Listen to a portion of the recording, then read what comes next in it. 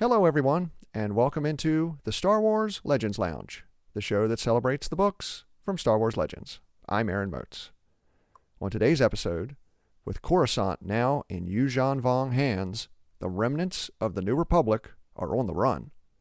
Wedge Antilles decides it's time to fight back, beginning with the planet Borlaas. It's Enemy Lines 1, Rebel Dream by Aaron Alston. And joining me to talk about the book today is Kat. Kat, you're back on the show. Hello, I'm so excited. Woohoo! Well, it's been a while since you've joined me here. You were on the Roundtable show a few weeks ago, but I think our last episode on a book was around Memorial Day. How have you been? Are you still enjoying the series? I have been good and also devastated at the same time. So, I'm trying to juggle those two. But I am very much enjoying these books. I'm excited to see them continue to develop.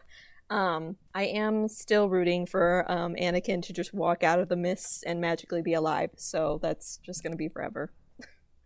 I would say your chances of that happening are getting slimmer and slimmer the more books we go along in the series.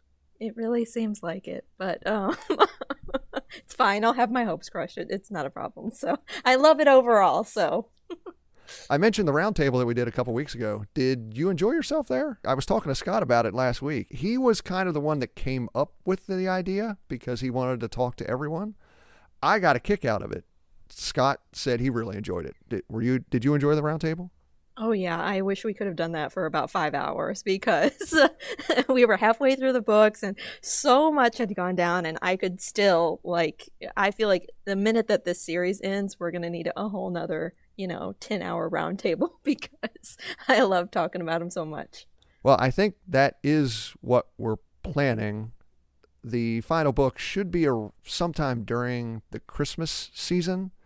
And I think we are, whenever all 6 of us can match our schedules up, trying to do a wrap-up roundtable. And hopefully one of us can figure out how to set the recording device for longer than an hour, like I did on the mid-season one. But if we can, I'm sure that one will probably end up going for, like you said, hour and a half maybe. Maybe even a little longer than that. But it should be fun. Absolutely, yeah. I can't wait. So Now, on that roundtable, one of the things you said you were looking forward to as the series goes along was a little romance. I don't want to ruin anything for people, but it looks like you may be getting a little bit of that in this book.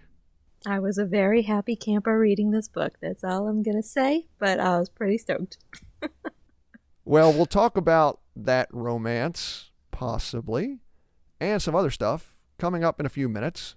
But first, it's listener question time. Today's question comes from Jessica. Jessica asks, will there ever be a TV show or movie about Starkiller? Thank you very much for the question, Jessica. I don't believe there'll ever be a show or movie about Starkiller, but I think you could see Galen Merrick in something. Of course, listeners, for anyone who does not remember, Galen Merrick is the person who becomes Starkiller, Darth Vader's secret apprentice. In the first Force Unleashed, it's the original Galen Merrick. In the second Force Unleashed, it is a clone of Galen Merrick who has all of Galen Merrick's memories. I don't think we'll ever see Starkiller in that way because it's a character created for a video game, and because he's created for a video game, he is superpowered. Also, George Lucas has said that Darth Vader did not have a secret apprentice. But we do know there were Inquisitors. Could Galen Merrick have been one of the Inquisitors in canon?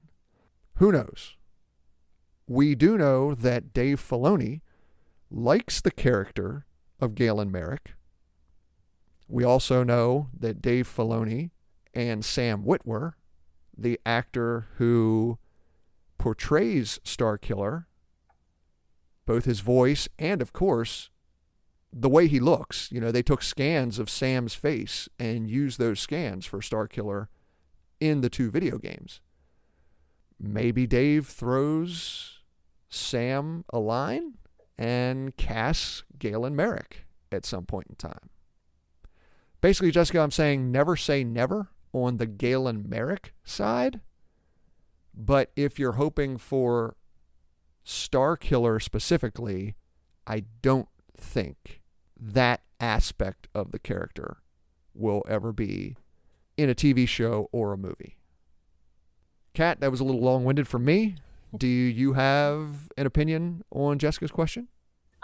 I have not read anything or played any of the games with Starkiller, but I am a huge fan of Sam Witwer, and so I really hope we do see him in some form of the live action. So I know I've seen like a ton of maybe he's going to be in this Ahsoka series coming up, something like that. I don't know, but I'm a huge fan of his, so please put him in something. That's all I'm saying. So thank you very much for the email, Jessica. Now, listener, if you have a question for the show, like Jessica, send me an email at swlegendslounge@gmail.com or send me a tweet at legendslounge1. And if you'd like to get your voice on the show, you can record an audio question and email it in. Just please help me out and record it in MP3 or MP4 audio format. Now it's time for today's book, Enemy Lines 1, Rebel Dream, by Aaron Alston. Kat, are you ready? let's do this thing. Well then, grab yourself a drink and let's head in to the Star Wars Legends Lounge.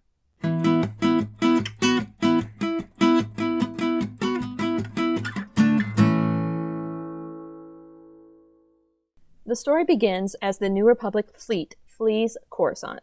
Wedge Antilles leads the retreat to Borlaeus, a small planet held by the Yuuzhan Vong just outside the Coruscant system. Republic forces quickly dispatch a Yuuzhan Vong outpost and take control of the planet. Wedge becomes the de facto head of operations as the Coruscant fleet licks its wounds and tries to work out what to do next. The Vong have taken over Coruscant, and those left standing must quickly recover and regroup if they want to stand a chance against them. The remnants of the New Republic Advisory Council soon arrive with orders for Wedge and the Borlaeus occupation forces. With Borsk Phalia dead, the Quarren counselor, Puo, has proclaimed himself chief of state. Puo comes with a list of demands for Wedge to hold fast, while the Advisory Council negotiates a new ceasefire with the Vong. Wedge refuses and counters with some demands of his own. Wedge wants control of all battle operations at Borlaeus, and one of the Republic's most powerful weapons, the Super Star Destroyer Lusancia, transferred to his command. Puo reluctantly agrees and leaves Wedge to hold the line while they retreat. After the politicians leave, Wedge gathers his closest allies, including Luke, Mara, Lando, Tycho Selchu, Gavin Darklighter, and Booster Tarek. The New Republic government has fallen, Wedge says. We're going to start setting up resistance cells on planets throughout Vong-controlled space. It's time to reform the rebellion. On Coruscant, former Senator Vicky Shesh is brought before Sevon Law. The War Master intends to kill Vicky for failing to kidnap Ben Skywalker, but he stops when she offers key evidence in a possible plot against him. Vicky says the shapers who made his new arm designed it so it would not heal correctly. Vicky says that she can help weed out those plotting against Sevon Law. The War Master agrees to allow Vicky's investigation. He also orders her to oversee a Yuuzhan Vong spy on Borlaeus. The spy, a documentary assistant camera operator named Tam Elgrin, is ordered to relay any battle plans or scientific discoveries made by Wedge and his forces. Savon Law responds to the New Republic taking control of Borlaeus by sending a strike force to retake the planet. Wedge and Tycho plan a feint to give the Yuuzhan Vong small military victories on 2 of Borlaeus' moons, at the cost of a high number of ships and personnel. Initially, it looks like the plan is working perfectly. But suddenly, the Lusankya and the Millennium Falcon emerge from hyperspace, right in the middle of the battle. Wedge is forced to send additional ships to defend the new arrivals, and together, they wipe out the Yuuzhan Vong strike force. Wedge knows the victory will shine a much brighter light on Borlaus. Now, they'll have to prepare to defend against a larger Yuuzhan Vong fleet, led by a more competent commander. Wedge brings Han and Leia into the Insiders and orders them to take Jedi younglings to the Maw installation for safety. Meanwhile, he sends Luke, Mara, and Tahiri out to plant sensors in the grounds around the headquarters. Wedge knows there are still Yuuzhan Vong ground forces hiding out in the jungle. But it's also a counterintelligence mission. The three Jedi talk freely while planting their fake sensors, allowing the hidden Yuuzhan Vong to hear what they're saying, to relay false information back to Sevon Law. Later, back at the base, Luke feels a disturbance in the Force, coming from Coruscant, an intense vision of the dark side. He decides to head back to the former New Republic capital to stop his dark vision from coming true. Savon La knows he needs a more skilled commander to lead the attack on Borlaus. He turns to his father, the former War Master, Zolkang La, and orders him to take control of the fleet and wipe out the Republic forces. Savon La also contacts the heretic shaper, Nen Yim, to help him uncover the truth about his Radank Claw implant. After Nen Yim inspects the arm, she tells the War Master that there's nothing wrong with the implant or his shoulder. So why is the implant not healing? Nen Yim says she doesn't know, but if she can evaluate the implant immediately after the next time one of the Shapers comes to treat it, she may be able to root out any possible sabotage. Jaina Solo, Kip Duran, and Jag Fel arrive at Borlaus from Hapes. Jaina continues to struggle with the loss of both brothers, but Kip seems to have helped her bounce back from her brush with the dark side of the Force. Wedge brings Jaina into the Insiders and orders her to continue her ruse as the Yuuzhan Vong trickster goddess Yun Harla. Luke hands over command of the Twin Suns fighter squadron to Jaina. He leads Kip and Jag on a practice run when Zolkang Law's fleet arrives. The Republic forces are startled, but the Vong don't attack Borlaus. Instead, Zolkang Law orders one of his ships to launch living hostages towards the planet. Thanks to some fancy flying led by Jag, they save most of the hostages. Wedge knows the new Yuuzhan Vong commander is good. So, to give him something to think about, the Insiders develop a superweapon, the Star Lancer. The weapon consists of 4 small vessels, 3 flying in a triangular shape, with the 4th in the middle. The Twin Suns, Rogue, and Black Moon squadrons escort the pipe fighters to orbit and deploy into their positions. Zolkang La watches as the 3 surrounding ships fire a light beam at the central fighter, where the beams combine into one giant beam of light that fires off toward Coruscant. Quickly, Zolkang La warns his son Savong La, who watches as the light beam paints the side of his world ship.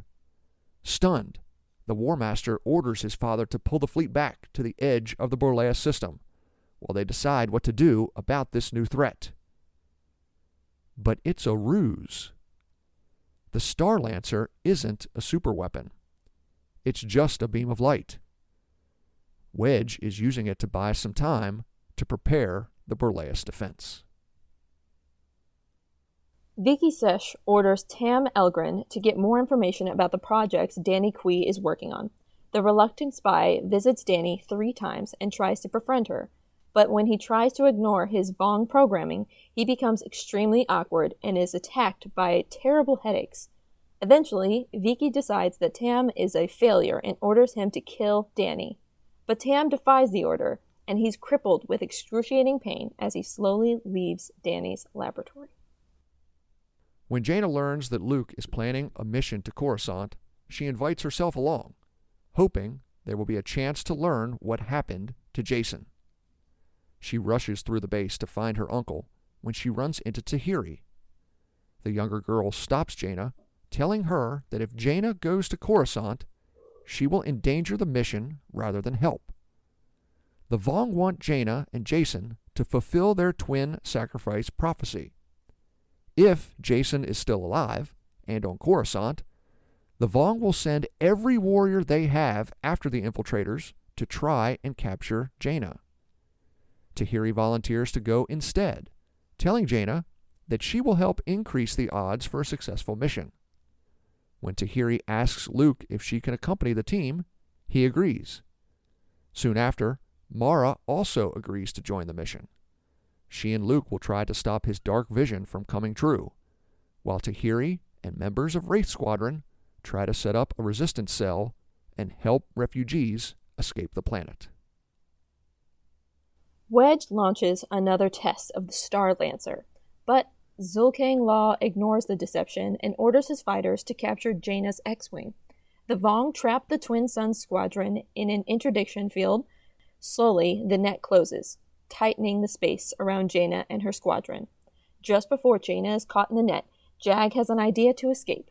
He tells Jaina and Kip to drop a pair of Jedi shadow bombs and make the bombs follow his fighter toward the Vong interdictor. The plan works, as Jag protects the shadow bombs until they explode against the interdictor's Dovin basils, destroying the gravity well. It opens a hole in the Yuuzhan Vong net, allowing Twin Suns to escape, but Jag's fighter is damaged in the explosion. Jaina refuses to leave Jag, and she and Kip disobey Wedge's orders to leave Jag and return to Borlaeus. Using some fancy flying, Jaina and Kip rescue their wingman. When they return to Borlaeus, Jag pulls Jaina aside to yell at her for risking her life to save him, but Jaina breaks down before Jag has a chance. All the emotions she's been trying to shut off rush out of her. Jaina begins to sob when Jag pulls her into an embrace. Jag holds Jaina, telling her that he's not planning on leaving anytime soon. The two stare into each other's eyes before Jag tilts Jaina's head. They share a kiss. Finally! Before Jag leaves to report to Wedge's office. Zulkang La orders an all-out assault on the planet, launching coral skippers and landing ground forces. Wedge deploys his defenses and orders Lando to use the battle to sneak the Coruscant infiltration team off Borlaeus. When Lando's ship arrives at Coruscant, it's blasted by Tsavong La's forces. The ship breaks apart, launching Luke, Mara, Tahiri, and the Wraiths into Coruscant's atmosphere in specialized drop pods. Lando and his YVH droid escape the wreckage in a B-Wing and head back to Borlaeus.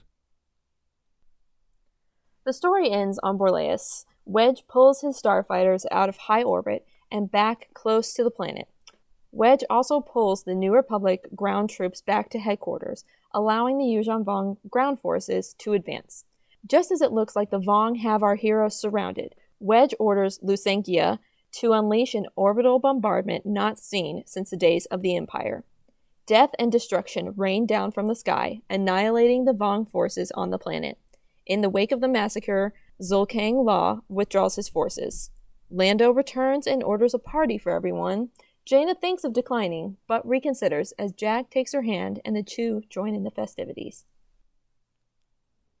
Time for a break. When we return, Kat and I will talk more about Enemy Lines 1, Rebel Dream, by Aaron Alston.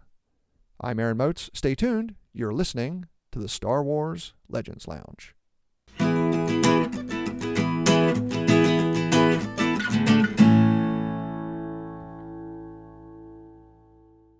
Thank you for listening to the Star Wars Legends Lounge, where we celebrate the books from Star Wars Legends. But let me take a moment and recommend a book from Star Wars canon. Aftermath: Empire's End is the conclusion to the best-selling trilogy about the final days of the Empire. Nora Wexley and her team hunt for Imperial Grand Admiral Ray Sloane, who's searching for the mysterious Gallius Rex. And it all culminates at one last battle on the planet Jakku. Will Nora and Ray Sloane be able to stop Rex from implementing the Emperor's final plan? Find out in Aftermath: Empire's End by Chuck Wendig, the final book in the Aftermath trilogy.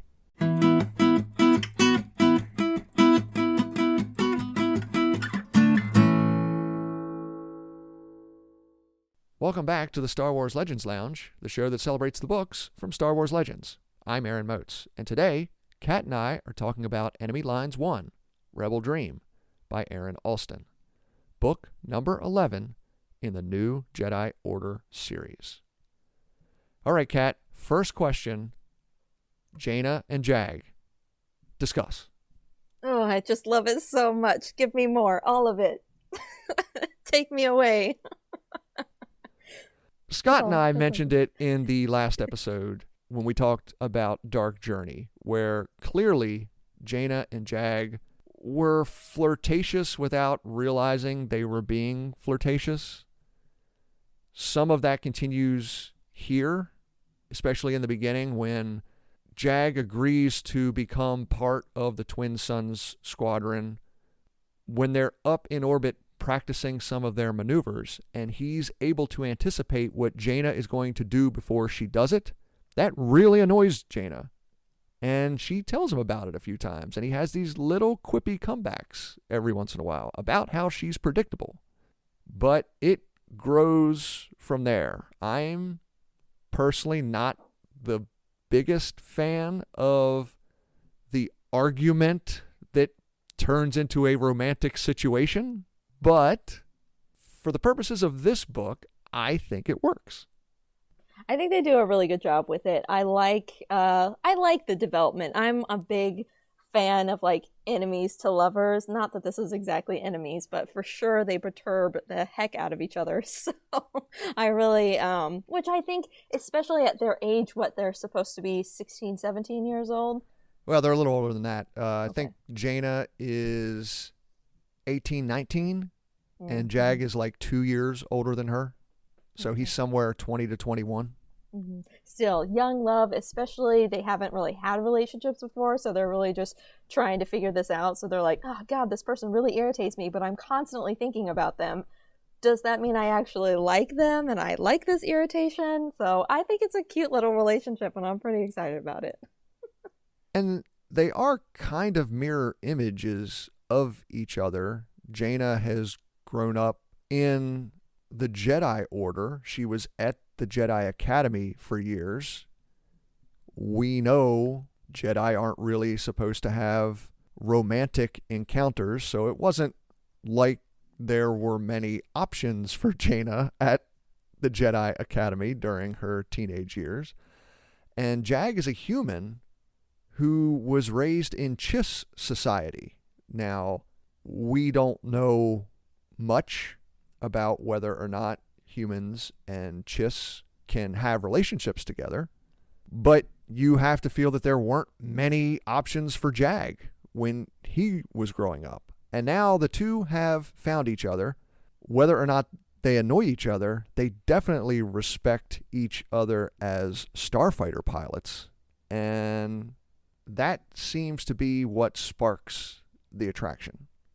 Yeah, I think that hits the nail on the head too. Like, they both want to identify as very strong pilots. Like, Jaina being a Jedi and Jag being from the Chiss, like, those are important backgrounds for both of them. But what they really pride themselves on is being those star pilots. And so the fact that they're kind of able to learn from one another and kind of go off of one another's methods of flying and everything, I think that also leads to their development.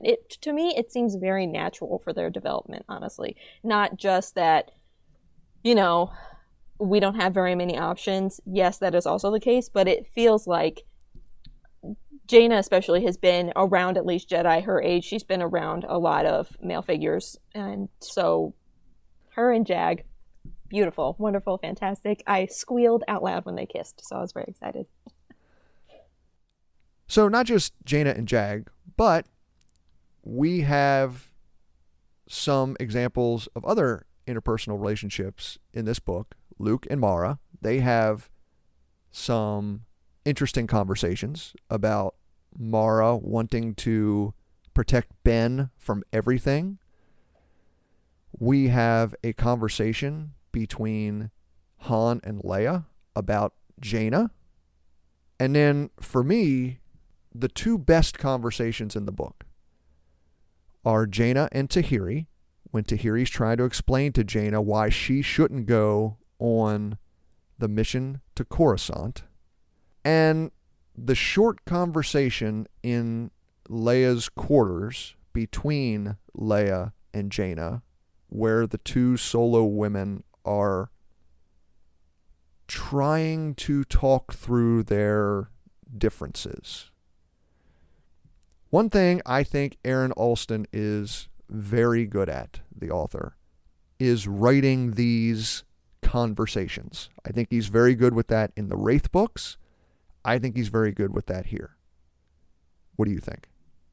Yeah, I'd agree. That was one of my big points is, the action I think was really good. I think he had a very good way of explaining the action and everything, but I was so excited to get those character to character moments that he had, even when it was between Wedge and his wife, or when it was even with Tam and Danny.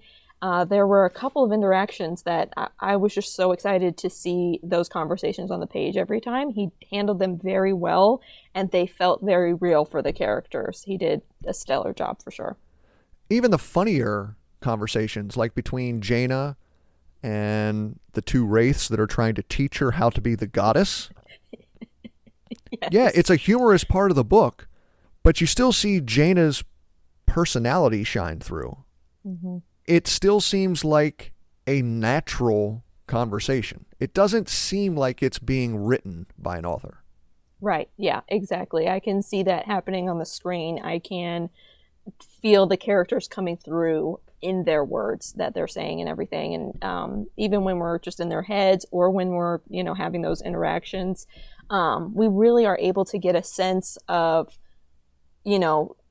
the characters that are feeling lost, or that are feeling scared, or that are feeling kind of powerful emotions, or that they're worried, or like the first half of the book, Wedge, basically his family is missing. So whenever they show up, that interaction where, he finally gets to see his wife and kids is really meaningful. So I think he's able to really show characters' emotions in those conversations.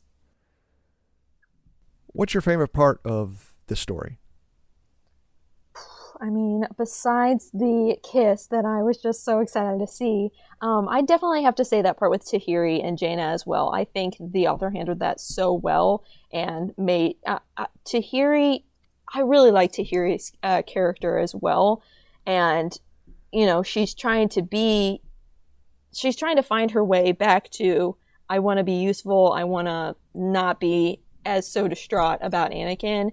And I know that Jaina and Jason cannot be in the same place at the same time. And so I'm just trying to put some logic back in there. I'm trying to put some feeling back into my friend, because I also lost Anakin. And just because Jaina was related to him doesn't mean that she gets the be all end all to the grief over that. So kind of sparking some life back into Jaina, she kind of breaks down a little bit, and then further later on. So I think Tahiri is a big reason for that. What do you think about the New Republic government? Is it still a functional government? I don't think so. I think that Wedge has the right idea. They got to put some rebellion places, or some rebellion units in place, because it's just going to fall to pieces. I think that those that are still quote unquote in power, they're just going to be worried about their planet, their people, like their immediate place in the universe. And I just don't see them being able to go forward as an entire unit. That part of the book is really interesting to me. Even the first time I read it, way back in the early 2000s, I was so excited when Wedge says, we have to reform the rebellion. But one of the things that we talked about way back in the very first episode of the New Jedi Order series is one of the two things that this series is here for is to introduce the next generation of heroes in the Star Wars timeline, focusing mostly on the Solo kids, but you have others in there, like Jag Fell, like Kip Duran, like Danny Quee. Even as excited as I was hearing Wedge talk about reforming the rebellion, part of me was a little concerned because, in my opinion, that brings the older generation back to the forefront. They're the ones who remember the rebellion. They're the ones who lived through the rebellion. They know how to do this. The new generation didn't live through that. They don't know how to do this. What are your thoughts about reforming a version of the rebellion going forward? I definitely think you make some good points. That this series is definitely putting an emphasis on the new members of this storyline, the new Jedi that are kind of creating a name and creating a sense of self. I mean, it's literally called the New Jedi Order. They did name it that for a reason. So they're painting a lot of the new mural that is the New Jedi Order with the newer characters. I think that harkening back to the old rebellion helps a lot of the older readers kind of feel like, oh, they still have, some of our favorites in there, but maybe we'll kind of see them passing the torch along to the newer ones. I like a little bit of both, so I can see why you'd be a little bit worried that maybe they're going to fall back on some of those ideas or some of those characters to kind of be heavy hitters, and we do want to see more from those new characters in the spotlight. So we'll just kind of see how it develops. I liked the episode. I haven't seen this much of Wedge before, so I was really excited to read so much about Wedge. I know that you have some feelings about him, but I'm with Matt on this one. I love Wedge. He was a lot of fun to read. I love Wedge. He's the best wingman in the galaxy. If you ever want more Wedge stories in Legends, there are 2 series. There's the X-Wing Rogue Squadron books and the Wraith Squadron books. They're really, really fun reads. And Alston writes the Wraith Squadron series. Nice. There is a passage in the 3rd Wraith Squadron book, I think. It's either the 2nd or the 3rd one, but I think it's the 3rd one. It's about a 2-page passage. And I still contend it's the most heart-wrenchingly beautiful passage that I have ever read in Legends. I think it's beautiful. Yeah. Well, I definitely, after reading these books, I am diving deep into Legends. So we were talking about this being the beginning of a very long journey, and I'm in for the long haul. So that's great. I'm excited. Let's shift our focus a little to the Yuuzhan Vong. Is there a mutiny afoot? Are the Shapers and the priests trying to get Savang La out of the picture? And if they are, why? I definitely think he's making some questionable decisions because he's going against, especially when we get his point of view or we get his interactions with other Yuuzhan Vong, he is not making typical decisions that they would see from a War Master, in my opinion. So I definitely see a rebellion coming from the inside. Some of his decisions are like to keep Vicky Shesh around. Everybody, why? Why are you doing that? And I know that K2 in particular is very upset that she is still around. But I think that other Yuuzhan Vong are also like, he has Nenyem and he has other people working on this possible rebellion that's happening. He doesn't need Vicky Shesh. Like, nobody respects her or likes her anyway. So keeping her around is very odd. He orders retreats every now and again, and a lot of the Vong see that as weakness. They don't retreat for anything. Doesn't matter. So I just think that a lot of his decisions are, he's intrigued by the Jedi and their universe. And so some of that is influencing his actions, and some of the Vong are not happy about that. Well, I think one thing that Savang La is concerned about is the Force. I have to say, if I was in his position, I would be really tentative as well, because it's been over 2 years now, and there is just this one aspect of the galaxy that you don't have a handle on. You've definitely conquered more than what you have lost. But the Jedi still represent one aspect of this galaxy that to this point you cannot defeat. And I think I understand a little of why Zavon La is cautious in this instance.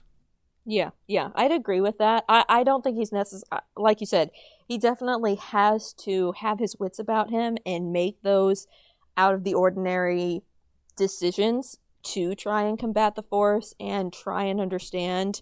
And if he has to keep Vergir and he has to keep Vicky Shesh and some other quote unquote outsiders along with him to be able to understand more of what happens in this galaxy and how and everything.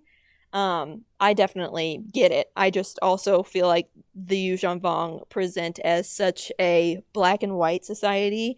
They are the Shapers, they are the priests, they are the war. So like they have these very specific subsets.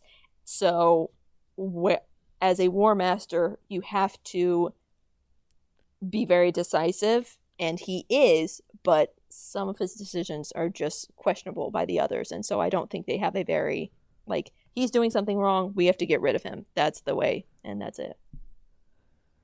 What do you think happened to Jacen? Is Jacen still alive? Oh, absolutely. I don't like somebody who made that point. Oh, I'm pretty sure it was Leia talking to Han. But that they wouldn't be so gung-ho about getting these twins and then getting their hands on one and killing him. I don't believe that he's dead. I believe that disturbance in the Force probably gonna be something to do with Jacen on Coruscant. Have they taken him there? Are they trying to reshape them? What are they trying to do to and with him? I do believe that Leia is correct. She felt something different when Anakin died versus when Jacen was taken. So he's still out there. Is he still Jacen? That's the better question, because they've had him for this long. We've now gone 2 books and not a peep. And I am so raring to get that answer as to what has happened to our poor Jacen. That feeling in the Force, are you talking about the dark vision that Luke has? Or is that something else? Yes, I believe that is Jacen. That's what Luke is talking about, is that disturbance in the Force. Okay. What do you think that is? I honestly believe that it's Jacen has been taken by the Shapers, and so they're totally, reforming him as a Yuuzhan Vong, and they're implementing his use in the Force for the Vong. They're recreating memories for him. It's the same thing that they try to do to Tahiri. They're trying to reshape him as a Yuuzhan Vong, but one that can possibly use the Force or help them understand the Force, something like that. They have him, and they are actively using him, and it's for the dark side, so that's what Luke is feeling. Interesting.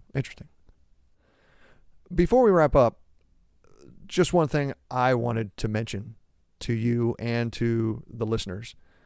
When I first began reading Legends, way back, 1991 is when I first started. So I've been reading these books for a long time. Even reading them the very first time, there are 3 lines in these books that I remember. The first comes from The Last Command, the final book in the original Thrawn trilogy. And I think it's a line that many Legends fans remember. It's when Thrawn is killed in that book, and he says, "But it was so artfully done." Now, the line that always hit me the hardest, we haven't gotten to yet. It is in this new Jedi Order series, but it's a few books from now. It struck a chord with me when I read it the first time back in 2001, 2002, whenever that was, and I've never forgotten it. There's one in this book. It's when Aiella, Wedge's wife, asks her husband, when the Yuuzhan Vong attack Borlaus, what are you going to hit them with? The New Republic or the Rebellion? And Wedge answers, we're going to hit them with the Empire. Ooh, chills. That line just always struck a chord with me. I knew exactly what Wedge was talking about when he said that. And it comes to fruition later in the book. He orders an orbital bombardment from the Super Star Destroyer Lusancia and from a couple other New Republic capital ships that are in orbit. And you can just imagine the Empire doing that. I don't know why that line, I've remembered it for 20 plus years, but that's one line that I've always remembered from Legends. I just wanted to share that story. Yeah, he certainly delivers, and that is a very powerful line. I remember reading it as well, and I was like, okay, I'm in love with this plan. Please tell me more. Yeah, it's one of my favorite lines in the books. Yeah, he delivers. Like I said, I was so excited to read more about Wedge. He delivers and then some. He is a great strategist in this movie or in this book. I'm sure Matt will love hearing that if and when he listens to this episode. He better be. All right, Kat, well, it's time to wrap up. Now, listener, if you have an opinion about something that Kat and I have talked about on the show, or if you have a question for me, you can email me at swlegendslounge@gmail.com or send me a tweet at legendslounge1. Kat, thank you very much for joining me today. I had so much fun. I'm so pumped to see where the rest of this series goes. And, I'm just going to have to dive into the whole universe. And I definitely want to read the Wraith series and anything with Wedge. I mean, the possibilities are endless. I'm so excited. If the listeners would like to contact you, or if they'd like to check out your podcast, Animated Antics, how can they do that? We are on Twitter. That is at JandCat1. Usually we'll put up a poll once or twice a month to kind of see what series we're going to be covered next. And then we're also on Instagram. That's Animated Antics Pod on Instagram, and you can find us on Spotify, anything. We basically just cover different animated series, and Star Wars is definitely a big part of that. So, coming up on the next episode, Jay returns to the show. We'll talk about the second book in this duology, Enemy Lines 2, Rebel Stand by Aaron Alston. You can join us for that episode coming up on September 15th. Listener, thank you so much for tuning in to the Star Wars Legends Lounge. I'm Aaron Moats. May the Force be with you. And remember, there's always a bit of truth in Legends.